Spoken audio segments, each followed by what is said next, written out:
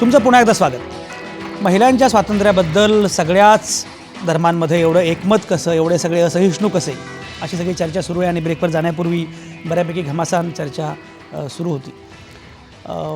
इस्लामच्या संदर्भामध्ये काही मांडणी झाली, जैन धर्माच्या अनुषंगाने काही भूमिका मांडली गेली. ख्रिश्चन धर्माच्या खरं म्हणजे सोनिया रॉड्रिग्स नाही आहेत, पण ते आले असतं तर त्याही संदर्भात मांडणी झाली असती की महिला पोप आम्ही कधी बघणार, हा पण प्रश्न त्यांना विचारता आला असता.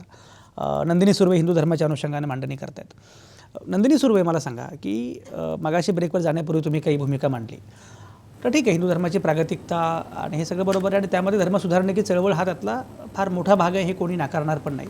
आणि धर्मसुधारणेची चळवळ ही सगळीकडे सगळ्याच धर्मांमध्ये खरं म्हणजे आवश्यक असते. फक्त हिंदू धर्माचं एक चांगलं वैशिष्ट्य असं सांगता येईल की त्या धर्मसुधारणेच्या चळवळीची सोय त्या धर्मात आहे, ही एक चांगली गोष्ट आहे, याच्यामध्ये काही शंकाच नाही. त्यामुळे हिंदू धर्माला ते गुण दिलेच पाहिजेत. पण मला सांगा की एवढा तुमचा प्रागतिक आणि एवढा चांगला धर्म आहे, तर शनी शिंगणापूर मध्ये महिलांना प्रवेश नाही, हा जो मुद्दा आहे, मी आज मुद्दाम लगेच चर्चा केली नाहीचं कारण की काल याच विषयावर चर्चा केली होती, पण हा मुद्दा तुम्ही मांडला पाहिजे. आणि तुमचे राष्ट्रीय स्वयंसेवक संघाचे सरसंघ चालक मोहन भागवत असं म्हणाले की संविधानसुद्धा बदलता येतं, त्यांचं वाक्य आहे. मी त्याच विषयावर खरं आज चर्चा घ्यावी असं माझ्या डोक्यात होतं. संविधानसुद्धा बदलता येतं, फक्त ते संविधानिक मार्गानं बदललं पाहिजे, असं मोहन भागवत म्हणाले. एकीकडे संविधान बदलण्याच्या गोष्टी तुम्ही करता, तर धर्म बदला ना. धर्मशास्त्र काय सांगता आम्हाला? तेच 4000 वर्षांपूर्वीचं. शनी शिंगणापूरच्या मंदिरामध्ये महिलांना प्रवेश नाही, काय म्हणणं आहे? त्या अगोदर मला तुमच्या प्रश्नाचं आधी उत्तर देते मी मागाशी विचारला राजाराम मोहला फुले यांनी बदल घडवला. मग मला सांगा, राजमाता जिजाऊंनी छत्रपती शिवरायांना घडवलं, हिंदवी स्वराज्याच्या स्थापनेचं उत्तुंग ध्येय त्यांच्यासमोर ठेवलं. अहिल्याबाई होळकर ज्यांनी पती निधनानंतर खचून न जाता उत्तम राज्यकारभार केला. राणी पद्मिनी जिने धर्मरक्षणासाठी आणि शीलरक्षणासाठी जोहार केला. मला सांगा, त्यांच्या काळामध्ये हे राजाराम मोहन किंवा फुले होते का? मग ते एवढे करू शकले तेव्हा हिंदू धर्माने एवढं जे स्त्रीला महत्त्व दिलं ना, त्यामुळे हे सगळं करू शकल्या. त्या ज्या पराक्रम करू शकल्या ना, याच्या मागे त्यांच्याकडे धर्माची शक्ती होती, ते धर्मपालन करत होते आणि म्हणूनच हे सगळं करू शकल्या. आणि म्हणून आताची ही काय उदाहरण मी तुम्हाला मगाशी सांगितलं, एक स्त्री म्हणून, हिंदू धर्मियाची स्त्री म्हणून मला अभिमान आहे. याचं कारण मी हे सांगते, कारण आपल्या भारतातल्या इतिहासातल्या ज्या वीरांगना होऊन गेल्या आहेत, ज्या काही स्त्रिया होऊन गेलेल्या, विदुषी स्त्रिया होऊन गेल्या, गार्गी मैत्रेय सारख्या विदुषी स्त्रिया होऊन गेलेल्या आहेत, तेव्हा सुद्धा हिंदू धर्म हा प्रगतिशील आहे, परिवर्तनशील आहे. पण तुम्ही एवढंच बोलू नका की आता बदल झाले आहेत. अनादिकालापासून धर्माने ते मान्य केलेलं आहे आणि म्हणूनच तिला प्रत्येक क्षेत्रात ती पुढे राहिलेली आहे. बरोबर. नंदिनी सुर्वे, माझं वाक्य आहे का की ती सोय, तो अवकाश आहे हिंदू धर्मामध्ये, हे गुण त्यांना दिले पाहिजेत, हे मी म्हटलोच. पण एक लक्षात घ्या, स्वातंत्र्यानंतर सुद्धा दलितांना विठ्ठल मंदिरामध्ये प्रवेश नव्हता, साने गुरुजींना उपोषण करावं लागलं. हे का घडलं? ज्या डॉक्टर आंबेडकरांच्या संविधानाचा उल्लेख केला मोहन भागवतांनी, त्या डॉक्टर आंबेडकरांना हिंदू धर्मामधली असहिष्णुता घुसमट झाली, म्हणून तो धर्म सोडावा लागला.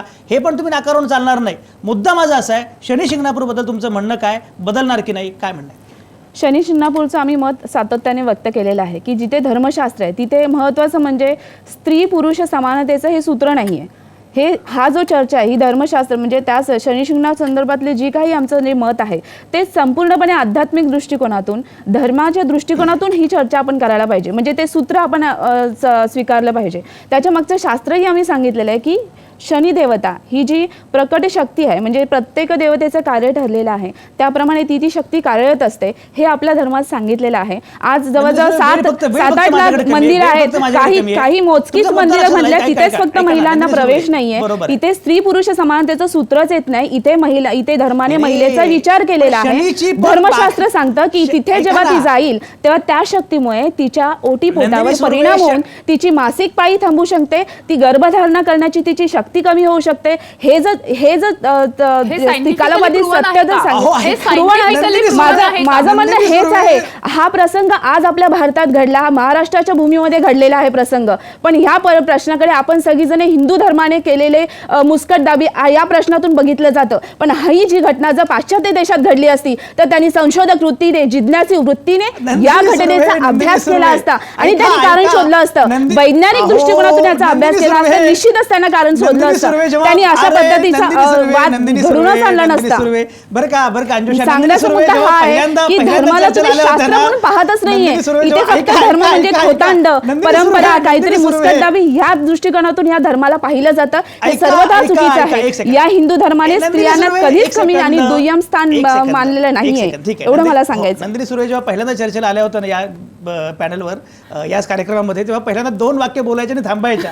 आता त्या सलगपणे चर्चांना जाऊन त्या ज्या सुरू करतात, थांबतच नाही. त्यांची आता तयारी इतकी झाली आहे. अंजुषा, एकूण याच्याबद्दल काय म्हणणं? आपला वेळ फार कमी आहे, 30 सेकंद, आणि नंतर मी आणि चिस्तींकडे जाणार आहे. अंजुषा बोल. मला असं वाटतं की जर आपल्याला त्या शनिदेवानेच बनवलेलं आहे, जर तुम्ही आपण त्याला इतकं उच्च लेखतो तर त्यांनी दोघांनाही इक्वल बनवलेलं, आणि तिथे कुठेही आपल्याला तिथे जाण्यापासून थांबवता आलं पाहिजे असं मला वाटत नाही. तिथे महिलांनी दर्शनाला अजिबात बंदी नाहीये, हे मी तुम्हाला सांगते.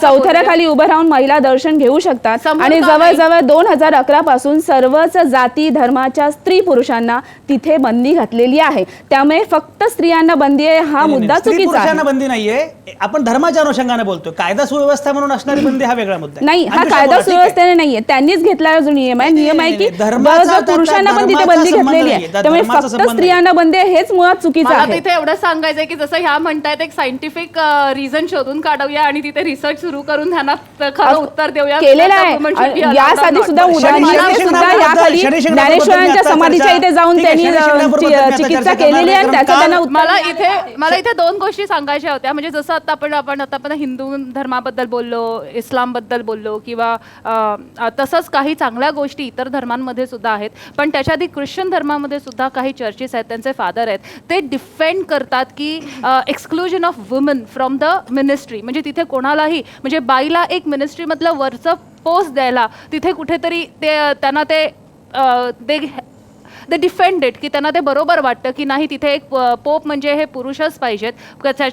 त्याच्यामुळे तिथे आपण कधीही बाई बघितलेली नाही आहे. तर ह्या काही चेंजेस घडल्या गेल्या पाहिजेत. मला अजून एक सांगायचं आहे की सीख धर्म आहे, म्हणजे त्यांचे जे गुरु टीच करतात ते इतकं चांगलं आहे की they believe in the purity and the cleanliness of the mind. की जर का तुम्ही तुमचे विचार जर तुमच्या माइंडमधले इतके प्युअर असतील तर बाकीचे जे काही तुम्ही अरेंज केलेलं आहे. अंजुषा, ही सगळी चर्चा महत्त्वाची. खरं म्हणजे माझा वेळ संपत आलेला आहे. आता फक्त शेवटी मी एकच करणार आहे की जे तिन्ही धर्माचे अभ्यासक आहेत, आणि चिस्ती असतील किंवा शाहिस्ता कादरी आणि नंदिनी सुर्वे, या तिघांकडे जाणारे एक वाक्य फक्त त्यांनी सांगायचं आहे की महिलांच्या सक्षमीकरणासाठी आणखी काय करता येणं शक्य आहे त्या धर्माच्या चौकटीमध्ये. मला त्यामध्ये धर्माचं काही बाकी अभिमान किंवा काय तो आहे तर ठीक आहे, त्याबद्दल माझं काही म्हणणं नाही आहे. महिलांच्या सक्षमीकरणासाठी तुमच्या धर्माच्या चौकटीमध्ये काय करता येणं शक्य आहे, फक्त एक वाक्य त्यांनी उच्चारावं अशी माझी इच्छा आहे.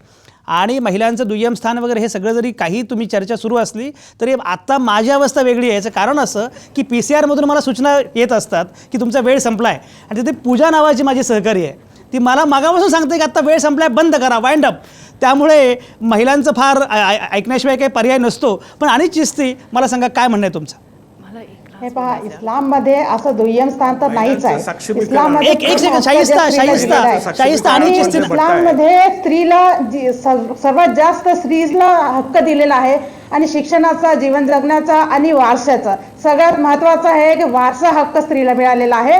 आणि वारसा हक्क मिळाल्यामुळे स्त्रीला सक्षमच आहे, आणि स्त्री ही सक्षमच आहे. नेहमी ही मुस्लिम धर्मातील स्त्री नेहमी सक्षम असते, आणि असं नेहमी असं नाही की प्रत्येक क्षेत्रात मुस्लिम धर्माच्या स्त्री आहे. ठीक आहे. शाहिस्ता मुद्दा पोहोचला. आणि चिस्ती, सक्षमीकरणासाठी काय करता येणं शक्य?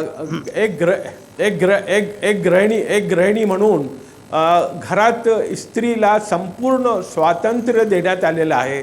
एवढंच नव्हे तर आजपासून 700 वर्षांपूर्वी रजिया सुलताना, चांद बीबी, रजिया सुलताना, बेगम हजरत महल, आणि भोपाळच्या ज्या नवाब होत्या शहाजहान बेगम, बरोबर, आणि ताजुन्निसा बेगम, बरोबर, या सगळ्या या रूलर्स होत्या. आणि ते ब्रिटिशांविरुद्ध त्यांनी ही सगळी उदाहरणं महत्त्वाची आहेत. बरोबर, त्यांनी लढा उभारला. तर यापेक्षा आणखीन काय तुम्हाला? नंदिनी सुर्वेने सगळी मगाशी उदाहरणं दिलेलीच आहेत. ही सगळी चर्चा बरोबर, ही सगळी चर्चा अत्यंत महत्त्वाची आहे. दिसतंय असं की नंदिनी सुर्वे असतील किंवा आणि चिस्ती असतील, बऱ्यापैकी उदाहरणं आहेत इतिहासातली. इतिहासामध्ये रमायला, स्मरणरंजनामध्ये या लोकांना प्रचंड आवडतं. पण समकालीन आव्हानं जी आहेत त्या मुद्द्यांवर मात्र समकालीन पद्धतीनं लढणं हे मात्र जमत नाही. त्या कालावधीमध्ये हे घडलं याचं कारण असं की त्या कालावधीमध्ये असणारं द्रष्टेपण जे आवश्यक असतं ते लोकांकडे होतं काही लोकांकडे, म्हणून त्यांनी त्याच्यावर मार्ग काढला, ते पेच सोडवले. पण हे द्रष्टेपण आज आपल्याकडे आहे का? आपण आजही जर 21व्या शतकामध्ये या प्रकारच्या बंदीच्या अनुषंगानं महिलांना या इथे बंदी तिथे बंदी याच्याबद्दल चर्चा करत असू तर मात्र आपण खऱ्या अर्थानं प्रगत आणि आधुनिक आहोत का, हाच खरा मुद्दा आहे. मला असं वाटतं की ही चर्चा अतिशय महत्त्वाची आहे आणि मुद्दा मी सुरुवातीलाच म्हटल्याप्रमाणे कुठल्याही धर्माच्या चौकटीमध्ये आजची चर्चा नव्हती.